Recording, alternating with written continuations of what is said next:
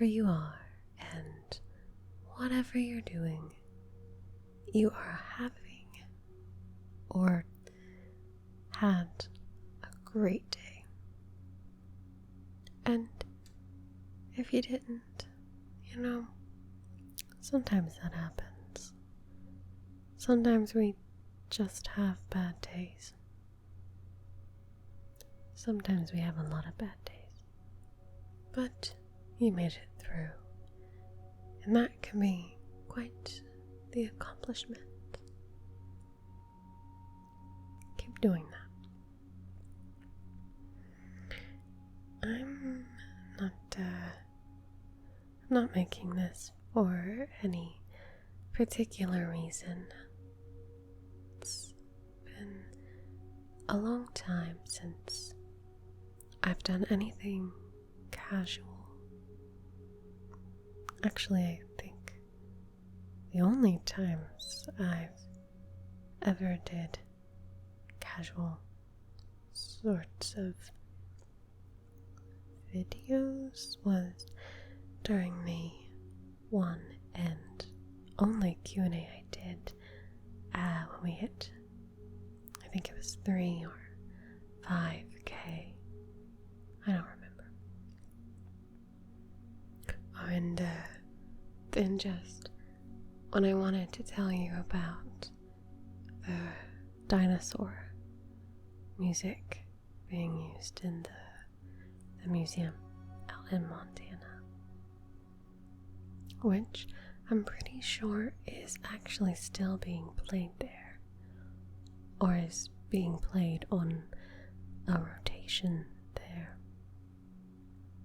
I've spoken with a gentleman who works there a few times, and he's a super cool dude.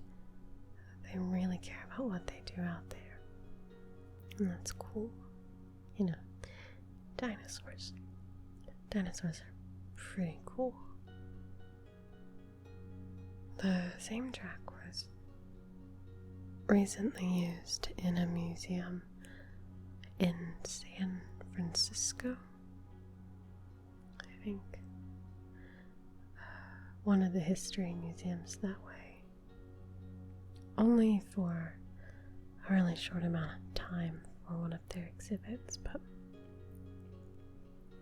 I know I told some of you about it.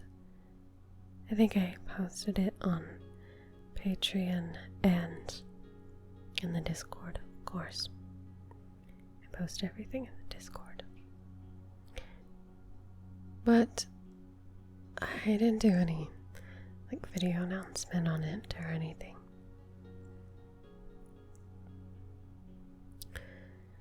But anyway, what was I saying? Oh yeah, I don't really do casualness. I'm not good at it, and you can probably already tell. I'm not good at being spontaneous or being able to monologue, I guess. I script everything. I don't do anything on the fly. Also, I just don't think that's what anyone's here for. Anyway. But I just felt like chatting with you. I don't really have anything major or exciting to say. So I hope you weren't waiting in suspense. Well, I take that back. I do have a little bit of exciting news.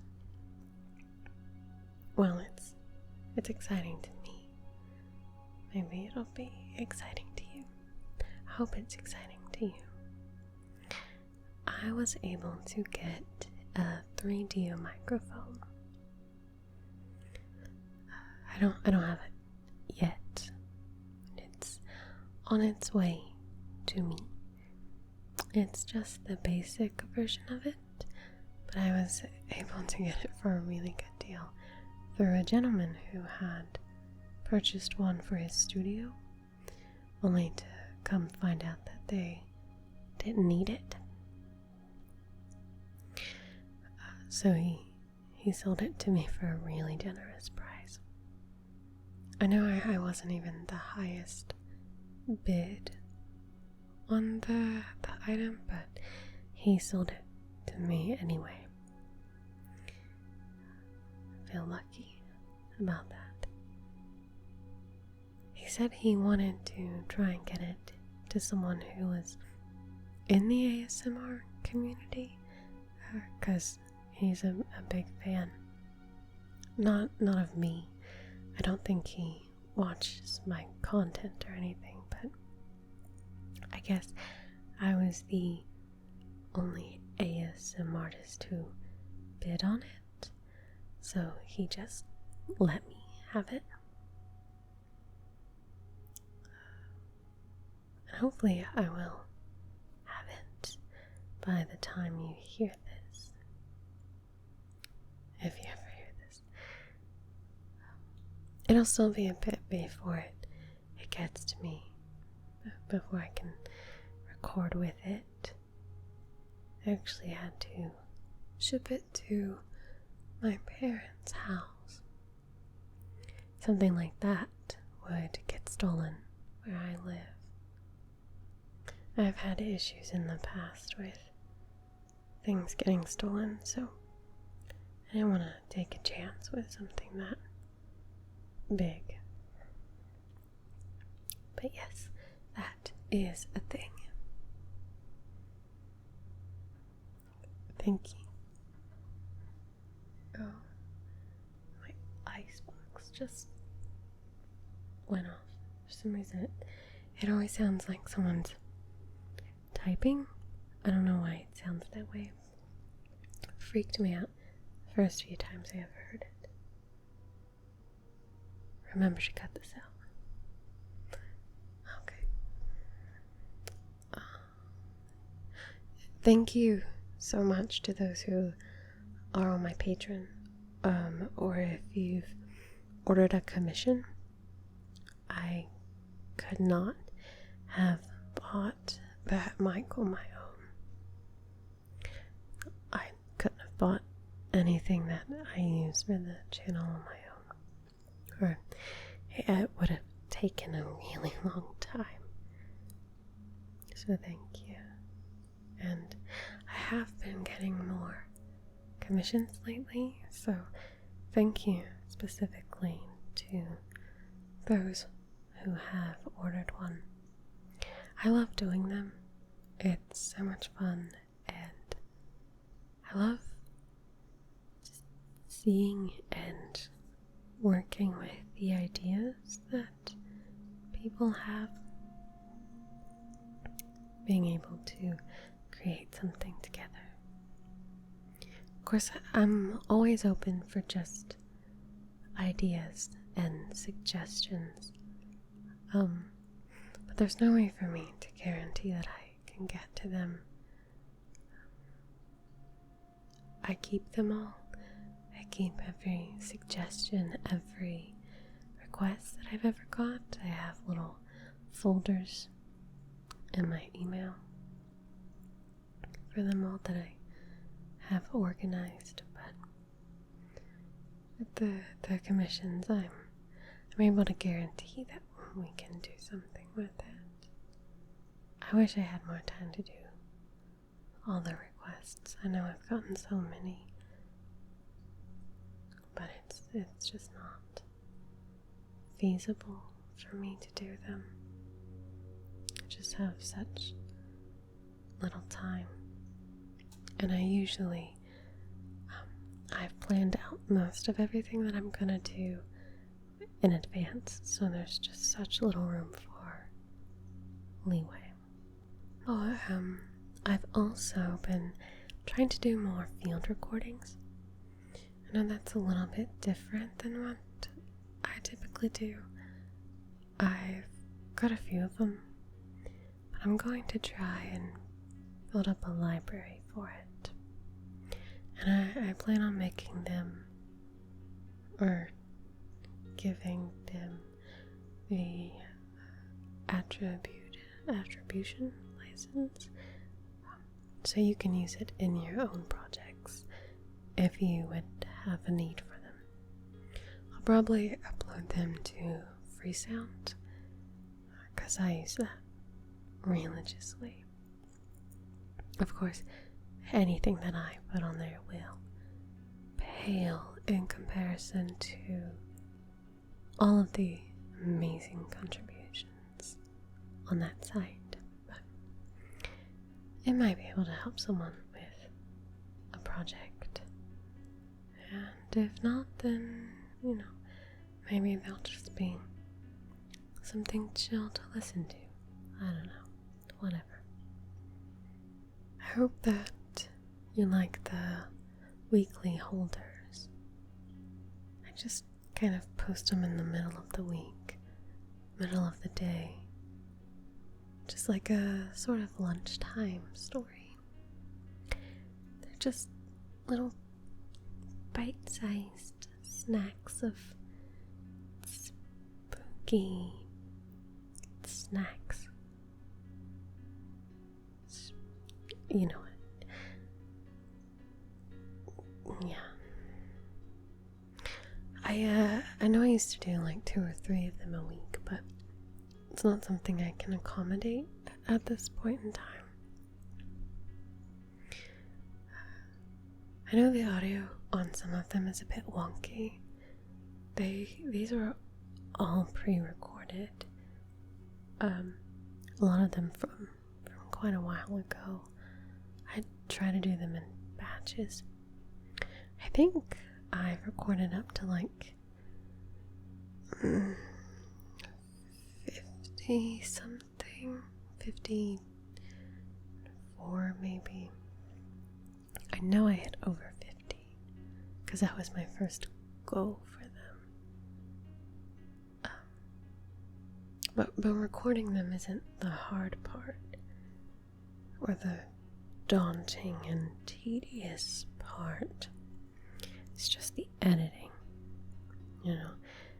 Even 5 minutes of audio you can push 30 minutes in editing. So it's bad boys. It can take a lot of time. But it is something I would like to keep rolling, even if it is just for once a week. Let them build up and enjoy them over a binge, or enjoy them while you eat a sandwich or something. I don't know.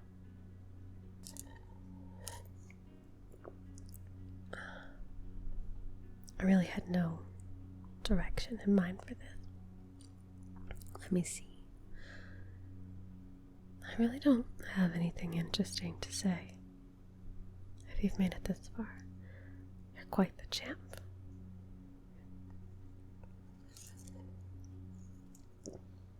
I don't know that this will be particularly relaxing for you.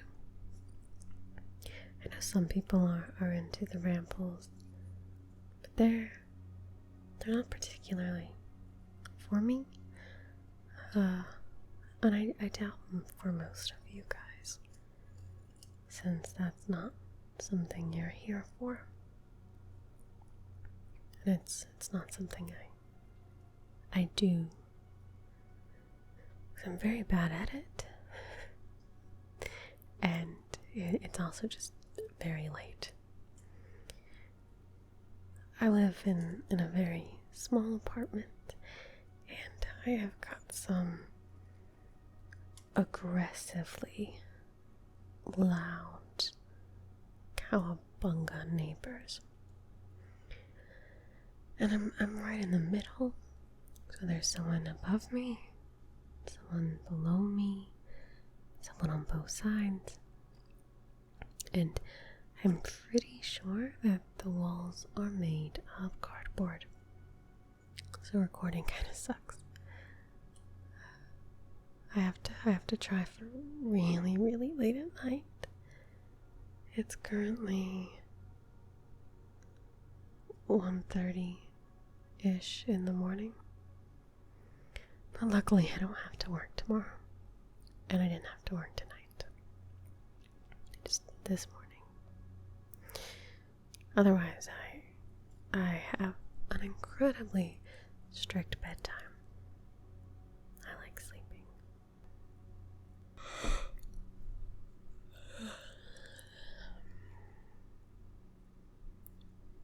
Case in point, I like sleeping, even if sleep doesn't always like me. Good thing I have that ASMR playlist, and also just music to sleep. I think I actually listen to music more than ASMR. Sometimes I like to sort of meditate as I fall asleep. I'm sure it's not actually meditating. I don't feel like I'm not guru enough for that. I just think about the stuff that I'd want to dream about and kind of focus on that. Whereas I like to watch or listen to ASMR more when I don't want to think about anything. Even if it's focusing on nothing. I don't think that made any sense. I listen to a lot of cello music for sleep. That really seems to be my jam. That's my tea. Shout out to Montana Cellist. Yeah, it's the one I listen to. Criminally undersubbed, but an absolute master at his craft. He makes these really long cello compositions, and they're like 3 hours long, and they don't loop, and they're made just for sleep, and they're slow and deep, and it's just good. Check it out.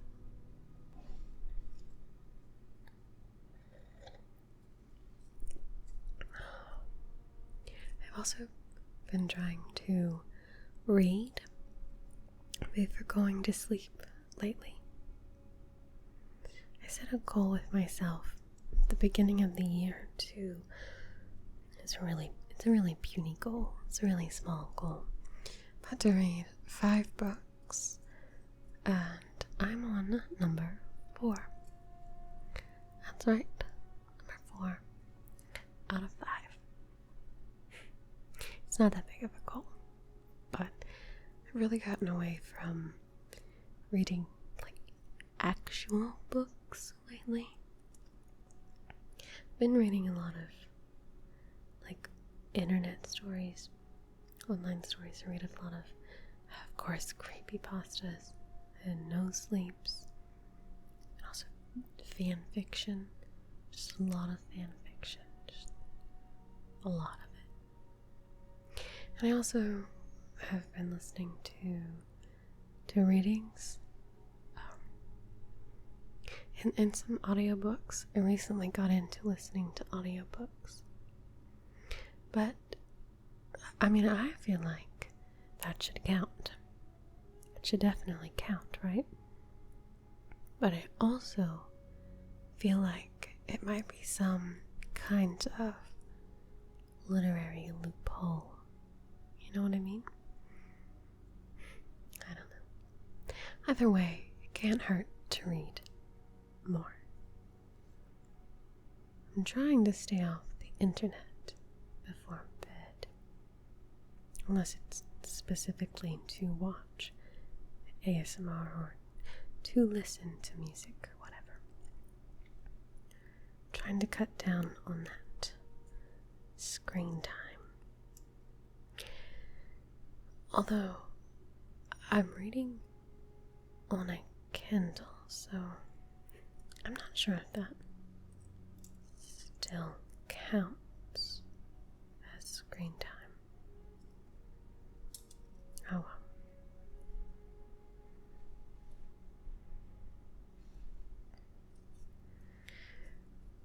The first book I read, because I know you're just so interested, was Head Full of Ghosts by, what's his name? Tremblay?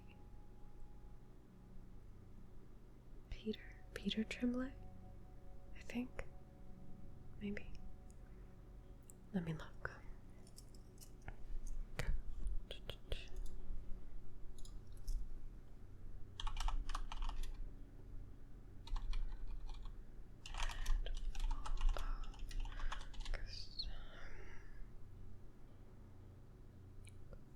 Paul Tremblay. His name is Paul Tremblay. Sorry, Paul. And this book got really good reviews. It won the Bram Stoker Award, which is like Spooky Book Award. And I was looking for something spooky to kick off my reading. It's about a teenage girl who is distressed. And I mean, more so than teenage girls already are mentally distressed. But the family is, of course, struggling financially. The father's been laid off, and it's hard to pay for her to go to therapy. Of course, this takes place in America. The dad turns to religion and a priest who convinces him that his daughter is possessed. So the priest, on behalf of the father, his family reaches out to a reality TV show, because clearly that is the way to go. But reaches out to them to come and document an exorcism that he wants to perform on this child. It's told from the perspective of the younger sister. I think she's like 8 during the story, like 8 or 9, maybe a little older. And she's sort of retelling these events to a biographer who wants to write a book about her family. So it sort of has 2 perspectives. Well, technically 3, but the third one isn't. It's not as important right now. Overall, it was a decent book. It sort of had 2 endings. One being the ending of the story of the girl when she was young, which was well written, and I kind of feel like it should have stopped there, but it went more into the girl as she's talking to the reporter, and that ending between the 2 of them was the main ending. It just kind of felt bland, like it's lackluster. It's kind of like, did I need whole more chapters to get to this? And that's a little mean. Alright, I'm gonna reel it in. Sorry, Paul. I liked it. Other than that, I'd say it's one of the better books I've read recently, which, I mean, more so than the fact that I haven't read any books recently. I'm gonna move on. So the second book I read was also from Mr. Tremblay. It was called The Cabin at the End of the World. This one wasn't as involved or heavy-handed as the other one. It's about a couple who go to a remote cabin with their daughter, have a little getaway, and strangers break into their house and tell them that one of them must die or the world will end. So, one of the husbands and the daughter, they have to decide who's it gonna be, or it's, apocalyptica for all of us. It was an interesting take on the home invasion. It was a very easy read compared to the other one. It felt like a screenplay almost. I think it would make a good movie.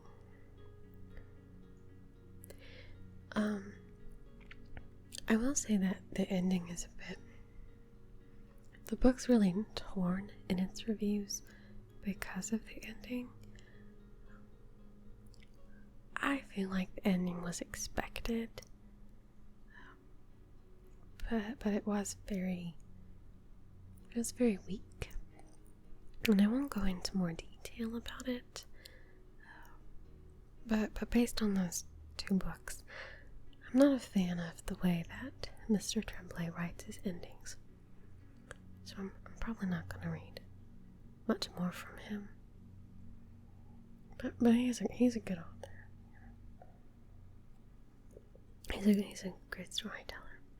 It's good imagery. Oh, that's my cup.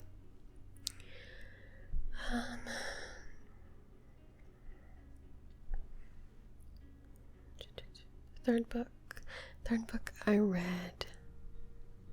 The third book I read was the one written by my dear friend Armand, who that I have collaborated with many a times on this channel. He writes wonderful scripts. He really carves out really fantastic bits of story. He did the Future Cop bits, which actually I really credit his script submission and me doing that as my interest in the cyberpunk genre. Of course, I knew about it. I thought it was cool. I like the outrun color schemes, but I never really dabbled much further into it. And that got me really interested. He also did the Onigiri script, which I really liked. I think the Onigiri might be one of my favorites. My favorite audios in the past few months, for sure, I would say. I really enjoyed it. It felt breezy, but also had that, darker intrigue and Samurai Jack references.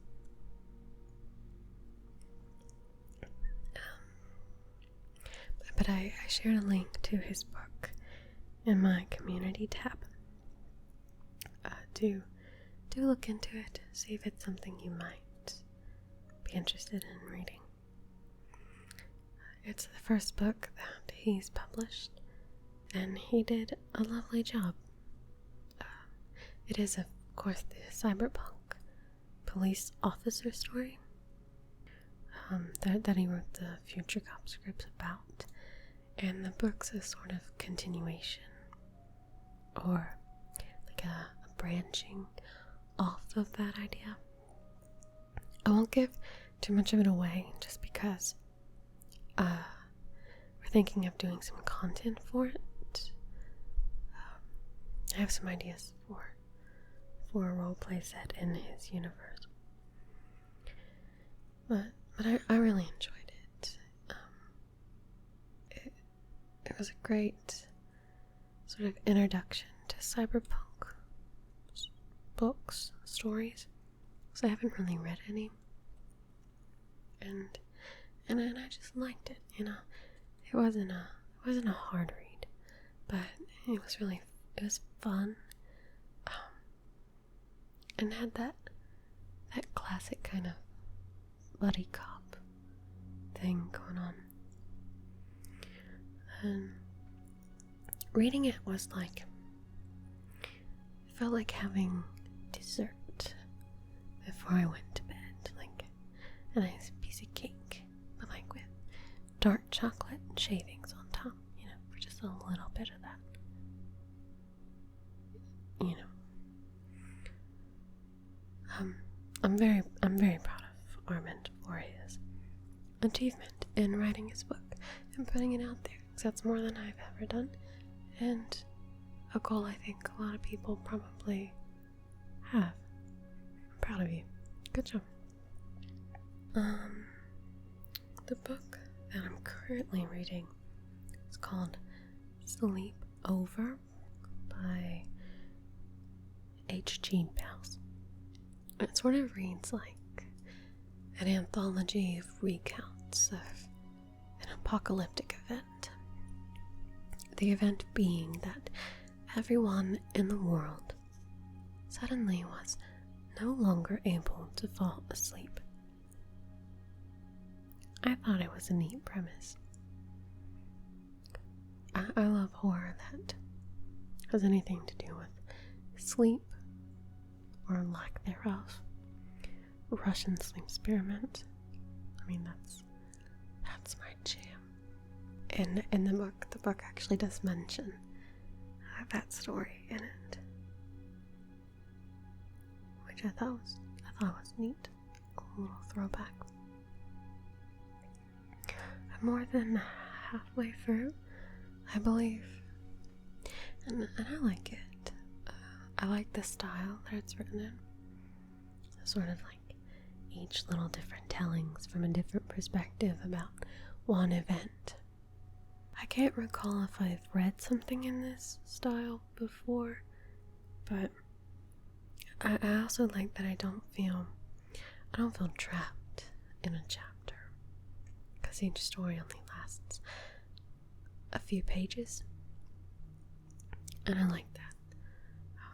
I prefer short stories to books, like just one long story, I think. I've really gotten into that lately, as my free time has dwindled. I know I'm sure you're captivated by my choice of literature. We're a book club now. That's what we're gonna do. We're gonna be a book club. If you do have any recommendations for me in similar veins for books, I would love to hear them.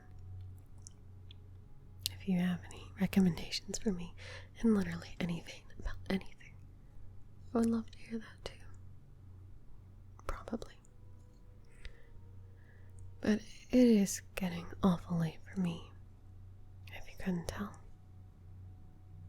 Maybe it is for you too. I don't know. I'm not sure what the point of this was. I don't think it really had one. Just felt like a chat. Hopefully it's not too weird. Catch you later, nerds.